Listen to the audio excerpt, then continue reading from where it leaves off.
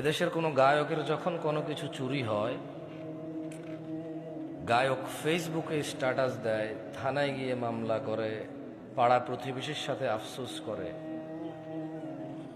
এদেশের সুদখোরের যখন কোনো কিছু চুরি হয়, সে ফেসবুকে স্ট্যাটাস দেয়, পাড়া প্রতিবেশীর সাথে আফসোস হাই হুতাশা করে, থানায় গিয়ে মামলা করে।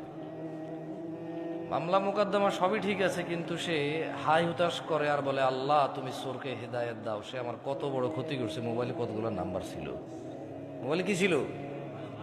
ও কিন্তু সুদ খায়। মানে ও চোরের হেদায়েত চায়, নিজের হেদায়েত চায় না। ওর কাছে চুরিটা হচ্ছে গুনাহ, এটার হেদায়েত লাগবে। সুদ গুনাহ না, এটার হেদায়েত লাগবে না।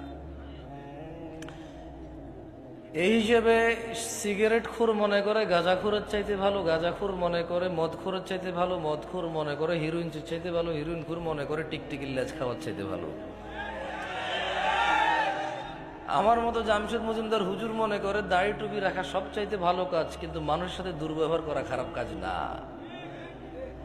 মাইক্রোফোনে এসে আসা লোকগুলো আমরা যখন পরামর্শ দিই মানুষকে, আমরা ভুলে যাই আল্লাহ বলেছে, ইয়া আইয়ুহাল্লাযীনা আমানু, হে তোমরা যারা ঈমান এনেছো, লিমা তাকুল, এমন কথা বলো কেন, মা লা তাফআলুন, যা তোমরা করতে পারবা না নিজেরাই। কাবুরা মাকতান ইনদাল্লাহি আন তাকুলু মা লা তাফআলুন, নিশ্চয় আল্লাহর কাছে ঘৃণিত কাজ হচ্ছে এমন কিছু যা তুমি অন্যকে বলো কিন্তু তুমি নিজে করো না। কেমন? এখানে প্রত্যেকটা রুগী চায় ডাক্তারের হিদায়েত, ডাক্তার চায় যে ম্যাজিস্ট্রেট তার পরীক্ষার নকল ধরেছে তার হিদায়েত, হুজুর চায় মাহফিল কমিটির হিদায়েত কারণ টাকা কম দিছে, মাহফিল কমিটি চায় হুজুরের হিদায়েত, টাকা কন্ট্রাক্ট করা ছাড়া আসতে চাচ্ছে না।